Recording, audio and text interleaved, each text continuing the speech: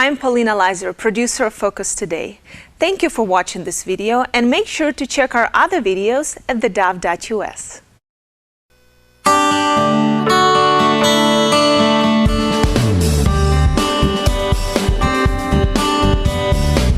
Well, welcome to Focus Today. I'm your host, Perry Atkinson, and we're coming up here in just a few moments. Delighted to have with us Bishop Harry Jackson Jr. He's the senior pastor of Hope Christian Church, a church of about 3,000 in congregation in the nation's capital. And we'll talk to him in coming up in just a few moments, in particular about, of course, the incident there in South Carolina, in Charleston.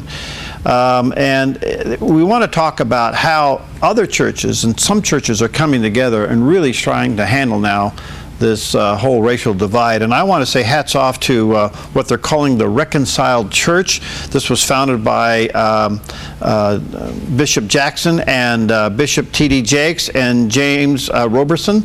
And it's a opportunity to bring together and to heal the racial divide in our country. So what an honor for us to have today, and I know that he's busy. We actually got him, I think he came from the pulpit right to the computer. So Bishop Jackson, are you there? I'm here. Can you see me? Oh, perfectly. Thank you, sir. Okay, do I need to lift this up like that or do anything? Well, you're looking good right there. You're looking good. Perfect. Thank you for your time, sir. Thank you very much. Thank you for having me on Dove TV. Well, listen, your thoughts on the terrible incident there in South Carolina? Well, I think it proves that racism is still alive in America, and it's alive among the millennials. I used to think that when the millennials were going to be of age, that they wouldn't have the problems that we currently face. I thought that because interracial marriage is going forth and integrated church attendance is growing dramatically in cities like Washington, D.C., New York, L.A., etc., although it needs to increase around the nation, I thought that we were going to see a drop-off based on all the polls of racism in the next generation. But racism is taught. So my thoughts is that we have to celebrate the positive reaction of the great Black Christians in Charleston. I think it gives us great hope to overcome the history of race in America. But not only that, I'll close my opening salvo with this, that the problem that we have in America is that there's a conflagration, a blow up, an expansion of the fire of class, generational poverty, and race. We have people who don't feel like they have access to American dream. They feel hopeless in urban centers.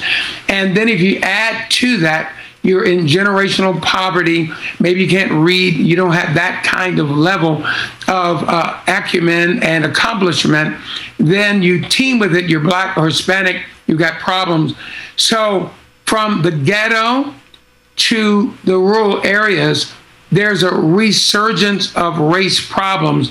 But I believe the church can heal the racial divide by taking bridges to peace, which the Reconciled Church movement is talking about.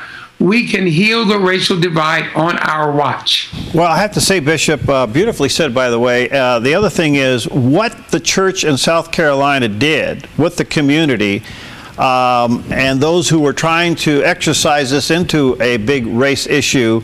The church handled this extremely well, and that whole thing just got put out. I mean, to me, that is a very healthy sign.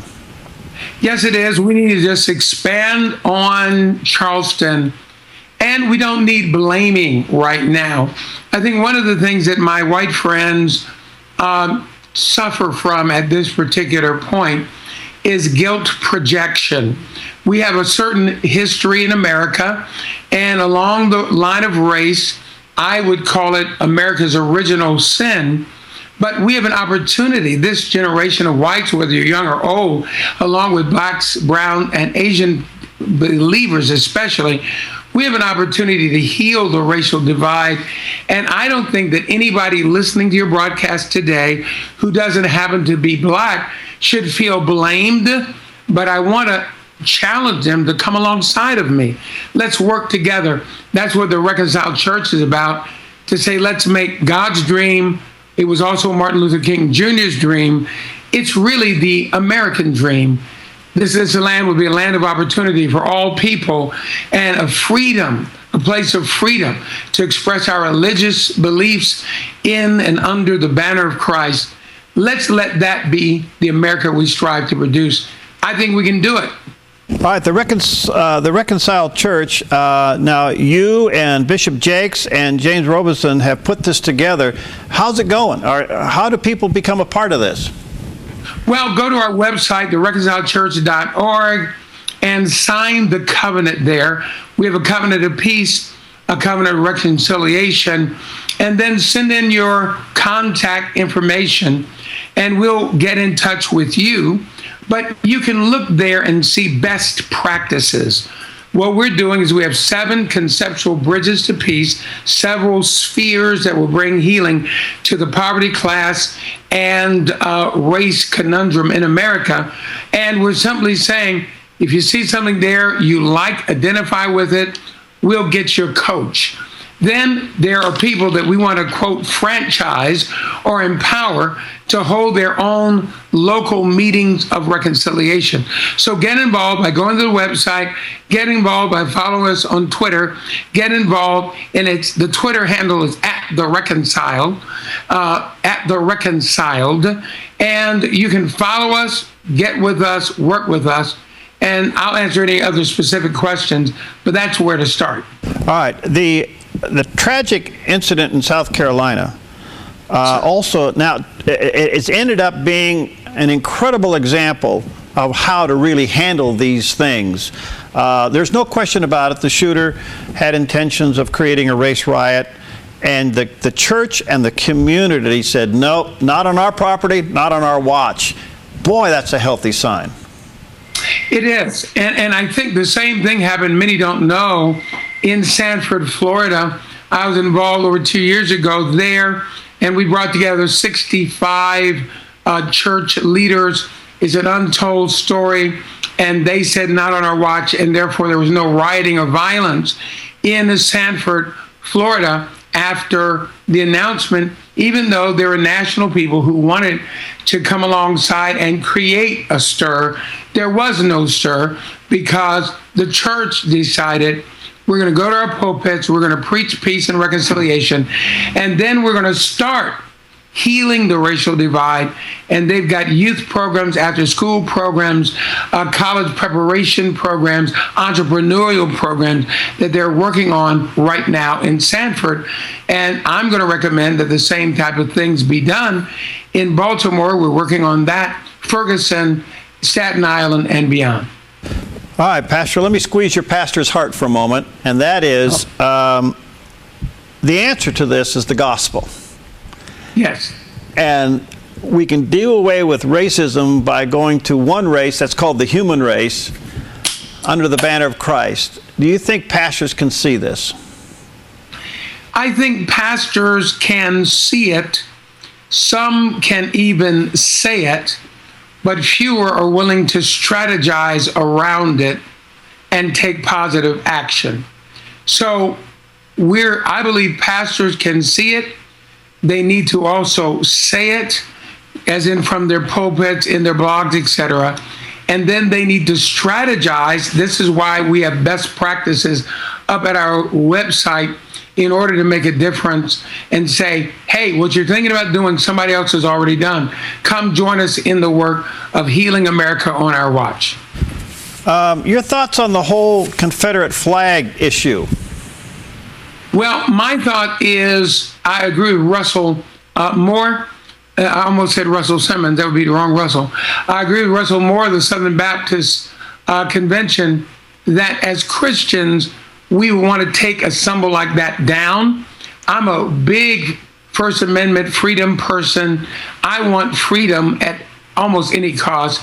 But I think the Confederate flag, as we look at it, really is not a right symbol. In fact, it wasn't even a symbol in the Confederacy.